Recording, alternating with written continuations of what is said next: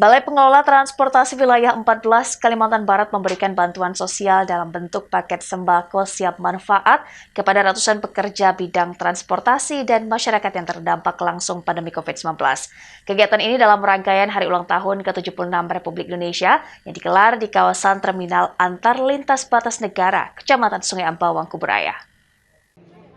Sebanyak 1,1 ton beras, 440 liter minyak makan, ratusan kilogram gula, dan bahan pokok lainnya yang telah dikemas menjadi paket siap manfaat dibagikan oleh Balai Pengelola Transportasi Darat Wilayah 14 Kalimantan Barat bekerjasama dengan 5 instansi terkait kepada ratusan pekerja di bidang transportasi dan masyarakat yang terdampak COVID-19. Kegiatan bantuan sosial Senin siang yang merupakan rangkaian Hari Ulang Tahun ke-76 Republik Indonesia ini juga menyasar para sopir dan kernet bus antar negara tujuan Malaysia dan Brunei Darussalam sebagai target prioritas bansos. Karena hingga saat ini rute perjalanan ke luar negeri masih ditutup hingga batas waktu yang belum ditentukan. Target utama kita adalah karena kami pun di bidang perhubungan, jadi kami pertama-tama adalah mereka yang bekerja di bidang transportasi ini. Yang jelas sangat berdampak juga bagi mereka. Kita lihat misal contoh di sini kan terminal antar negara.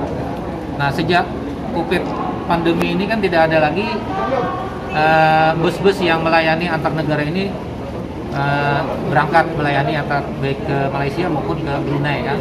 Nah, ini sangat berdampak sekali kan, banyak pula di sana pekerja-pekerja yang tidak bisa ikut, yang tidak bisa bekerja lagi. Termasuk juga kan teman-teman yang dari PO-PO yang lain, dari AKDP, semua kan menurun tuh. Selama pandemi ini abang ini sangat terdampak nggak sih dengan pemasukan gitu? Pendapatan tuh nggak kayak biasanya. Penurunannya berapa persen bang? 50% lah. Berapa bang? 50%. Saat ini, bansos merupakan upaya bantuan yang paling tepat dan cepat yang bisa dilakukan sebagai pertolongan pertama karena konsumsi rumah tangga dinilai memiliki kontribusi paling besar dalam struktur ekonomi, sekaligus menjadi kunci utama dalam menopang produk domestik bruto dan mencegah terjadinya resesi akibat pandemi. Dari Kuburaya, Faisal Abu Bakar, iNews melaporkan. Sementara itu, pemberdayaan masyarakat di tengah pandemi COVID-19 sangat berdampak positif bagi perekonomian. Hal inilah yang dilakukan oleh Mawardi, seorang jurnalis di Kalimantan Barat yang memberdayakan ekonomi masyarakat di sekitarnya dengan membuka usaha mandiri berjualan buah kelapa. Buah kelapa mempunyai banyak khasiat, salah satunya meningkatkan imunitas, terutama di tengah pandemi. Inilah Mawardi, warga Kelurahan Parit Mayor, Kecamatan Pontianak Timur. Saat pagi mulai menyingsing, dirinya bergegas untuk membuka kios usaha buah kelapanya. Sebelum beraktivitas, ia terlebih dahulu menggunakan masker untuk penerapan protokol kesehatan sebagai upaya mencegah tertular dari virus COVID-19. Untuk bahan baku buah kelapa, Mawardi mengambil dari masyarakat yang tinggal di sekitar wilayah tempat tinggalnya, guna memberdayakan petani kelapa yang saat ini terpuruk akibat pandemi COVID-19.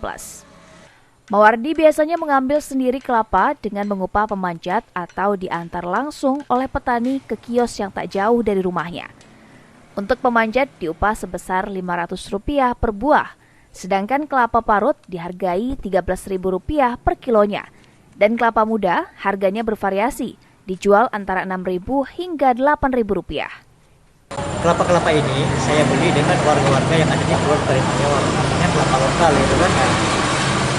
Mereka yang ada punya kebun kelapa, ada juga sejumlah kawan-kawan yang kita berdayakan kan ketika mereka kerja sulit. Nah, cuma itu tadi kita juga bilang bahwa ini kita bisa hanya ngasih sedikit aja gitu kan, kita tidak bisa menggaji umpama per bulan, per minggu. Salah seorang pelanggannya, Erlina, mengatakan di masa pandemi COVID-19, buah kelapa punya banyak khasiat, salah satunya sebagai peningkat imun tubuh. Ini untuk pencegahan corona. Air kelapa nih, kalau bisa kelapa ini kita buang ini nih depannya nih, diratakan bawah, dipanaskan, dikasih garam, ditambah jeruk sankis atau jeruk nipis. Kalau ada madu, kasih madu. Kita minum sehari 3 kali. Rasanya pernapasan kita tuh enak bernapas. Rasa badan tuh segar kalau yang saya rasakan. Mawardi mengaku keuntungan yang didapatkannya cukup lumayan, antara 70 hingga 100 ribu per hari. Kesulitannya saat ini adalah pengadaan bahan baku, terutama buah kelapa muda. Dari Pontianak, Berlian Pasore iNews melaporkan. Masyarakat Desa Gema, Kecamatan Simpang 2, Kabupaten Ketapang masih pertahankan budaya beragas. Informasi akan hadir setelah yang satu ini, tetaplah bersama kami.